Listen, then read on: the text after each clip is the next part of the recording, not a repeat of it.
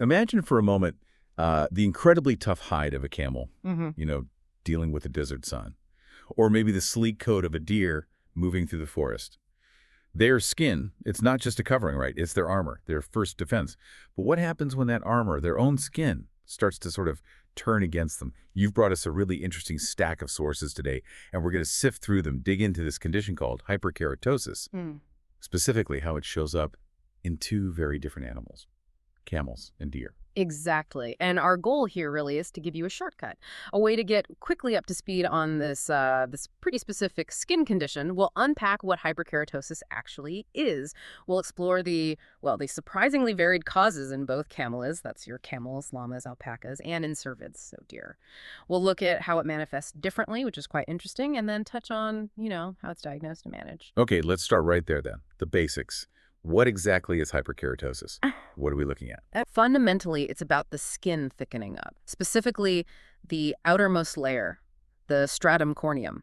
It happens because the body's producing way too much keratin, the protein that makes up skin, hair, nails. Right, so visually you'd see rough patches, scales. Yeah, exactly. Rough, scaly, sometimes even warty-looking patches on the skin. It can look pretty uncomfortable for the animal. And what triggers this? It sounds like it could be a lot of things. It really can. That's one of the key things from the sources. You've got infections, chronic inflammation, sometimes just simple pressure or irritation. Then there are nutritional deficiencies, and even genetic factors can play a role. Huh. So many different paths leading to the same kind of outcome, thick skin. Precisely. It raises that question, doesn't it? How can all these different problems end up looking so similar on the surface? It's often a complex mix of things kicking off that excess keratin. Okay, let's dive into the camelids first. Yeah. Camels, llamas, alpacas. You said hyperkeratosis is a big clinical sign for them. Yeah, it pops up quite a bit in connection with several skin issues in these guys. So what are the main culprits for them? Infections seem like a good place to start. Definitely. And when you talk infections in camelids, mange is a huge one. We're talking about tiny mites. Sarcoptic mange, for example, caused by Sarcoptes scabia. It's incredibly contagious, and particularly in dromedary camels, it's considered really serious, like second only to trypanosomiasis in importance. Wow. Second only to a major parasitic disease. That's significant. It really is. And the progression is, pretty dramatic. It starts with intense itching, little bumps, but then it moves quickly to hair loss, and then these thick, crusty lesions form. In the chronic stage, that's when you really see the hyperkeratosis. The skin becomes, and this is a quote, markedly thickened, fissured, and corrugated. Just gnarly looking. Oof. Sounds awful. Are there other types of mange too? Yes, definitely. There's chorioptic mange, which also causes scaling and thickened skin, but usually the itching isn't quite as bad. And demodectic mange, caused by Demodex mites, can also lead to hyperkeratosis if it becomes chronic. Okay, mites are a big one. Anything else infectious? Fungal infections, too. Things like dermatophytosis, which you might know as ringworm, caused by fungi like trichophyte and verrucosum, that can lead to these brownish, blackish crusts, also with significant hyperkeratosis underneath. Okay, so infections are clearly a major factor, but you also mentioned nutrition earlier. How big a piece of the puzzle is that for camels? Oh, it's critical. Really critical. Take zinc deficiency, for instance. It's actually a common cause of hyperkeratosis in camelids. Zinc is just essential for healthy skin cells. If they don't get enough, you get abnormal keratin production. And did that zinc-related hyperkeratosis look different or show up in specific places? It can be widespread, or sometimes it's more localized, affecting areas like around the mouth, nose, eyes, ears, the legs. And it often goes hand in hand with other issues like poor growth or reproductive problems. It's systemic. Makes sense. What about other nutrients? Vitamin A is another big one, crucial for skin and mucous membranes. A deficiency can lead to something called follicular hyperkeratosis. Sometimes it's graphically called toad skin or phynoderma. Toad skin? Yikes. Yeah. And interestingly, camels that have mange often also have low vitamin A levels. So you might have this vicious cycle. Poor nutrition weakens the immune system, makes them susceptible to mites, and the infection itself might deplete nutrients further. It sounds really interconnected. Is it just specific vitamins or general malnutrition too? General malnutrition definitely plays a role. Think about long droughts, that Oh. can lead to broad mineral deficiencies. Not enough protein can cause skin problems, too. There's even a condition called big head, which is a bone issue linked to calcium, phosphorus, and vitamin D imbalances, showing how everything ties together. It really highlights how the skin can be a mirror for overall health. What about non-infectious, non-nutritional causes? You mentioned genetics. Right, especially when we look at the New World camelids, llamas, and alpacas, you can see genetic conditions like ichthyosis that causes dry, thick, scaly skin, almost like fish scales. And then there's this condition called idiopathic necrolytic neutrophilic hyperkeratosis. Whoa, say that again? Chuckle slightly. Yeah, it's a mouthful. They shorten it to INNH or sometimes just call it munge. Ooh. It's a really severe hyperkeratosis that affects young camelids, and honestly, the cause is still unknown. Idiopathic means we don't know the cause. So even when we don't know the trigger, the skin reacts in the same way, thickening up. Exactly. It underscores that hyperkeratosis is sort of a fundamental way the skin responds to various kinds of severe stress or insult. So if you're faced with this in an animal, how do you figure out which cause it is? Diagnosis must be tricky. It requires a systematic approach. You start with a good clinical exam looking at the pattern, the animal's history. Then often a skin biopsy is needed. That lets you see the changes at a cellular level. And lab tests are key checking serum zinc levels, doing skin scrapings to look for those mites under the microscope. And treatment follows the diagnosis, presumably. Right. You treat the underlying cause. If it's zinc deficiency, you give zinc supplements.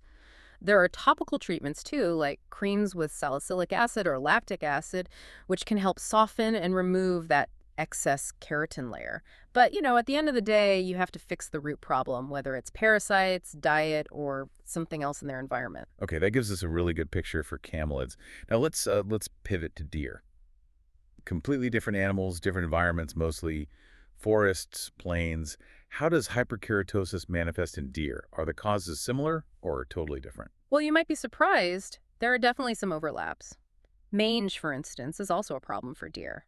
Demodectic mange, caused by Demodex otocoili, can cause hair loss and thicken skin. What's interesting here is that a lot of deer might carry the mites without any signs, but severe cases do happen, often in adult males, especially in the fall or winter. You see these blocked hair follicles, crusting, and moderate hyperkeratosis. And sarcoptic mange, Yeah. the one that's so bad in camels. Yep, the one affects deer too. Sarcoptoscabia causes that same intense itching, hair loss, and really severe hyperkeratosis, thick and crusty skin. So mites are definitely a shared enemy. Okay, so mites cross the species barrier, so to speak. What else affects deer skin in this way? Another one is dermatophilosis, often called rain rot. This one's bacterial, caused by Dermatophilus congolensis. It flares up particularly when conditions are consistently wet. It leads to crusty scabs. Matted hair definitely involves skin thickening. Rain rot. Okay, and what about those growths you sometimes see on deer? Warts. Ah, yes. Cutaneous fibromas, or deer warts. Those are quite common and visually striking.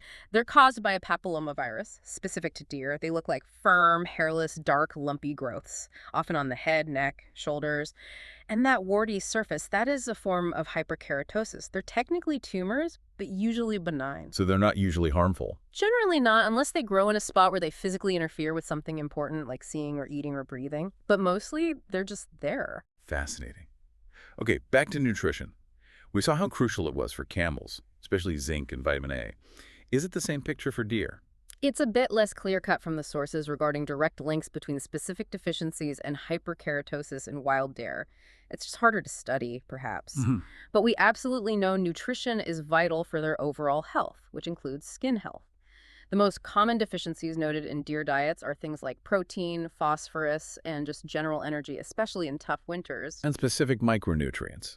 Well, micronutrients like selenium and copper are linked to bone and hoof issues, and importantly, they affect the immune system. So a deficiency could certainly make deer more susceptible to skin diseases, even if it's not directly causing hyperkeratosis itself. And vitamin A, given its role in skin health, it's definitely plausible that deficiency could cause follicular hyperkeratosis in deer too, especially under really harsh conditions similar to camels.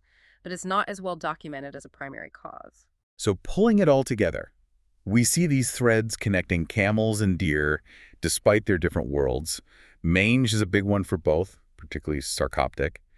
And vitamin A deficiency potentially plays a role in skin issues for both as well. Exactly. Those are strong parallels. But then you have the differences that really stand out, like those unique genetic or idiopathic conditions in llamas and alpacas, ichthyosis and munge. And on the deer side, you have those viral fibromas, the deer warts, which seem much more prominent in them. Really makes you wonder why, doesn't it? Why are certain species more prone to specific types of skin reactions? It absolutely does. It points towards, their unique physiology, their evolutionary path, the specific challenges of their environment, maybe even subtle genetic differences in how their skin responds. So we've covered a lot of ground. From the basic definition, skin thickening due to excess keratin, to this whole complex web of causes. We've seen mites, fungi, bacteria, nutritional gaps, genetics, even unknown factors, all leading to hyperkeratosis in camelids and cervids. It really shows how skin health is tied into everything else. It really does. And understanding these species-specific details, it's not just academic trivia, right? It highlights these really intricate links between an animal's environment, its diet, its internal health, and how vulnerable it is to disease. And it shows how incredibly diverse triggers can funnel down into similar visible signs. It's like the body has a limited vocabulary for expressing certain kinds of distress. That's a great way to put it, a limited vocabulary for distress. So maybe a final thought for you, the listener. As you think about skin, just as that outer barrier, maybe consider what other seemingly simple conditions out there. What other conditions might actually be these complex puzzle pieces revealing much deeper stories about biology, health, and the environment, not just in animals, but maybe even in ourselves? What hidden narratives are waiting to be read?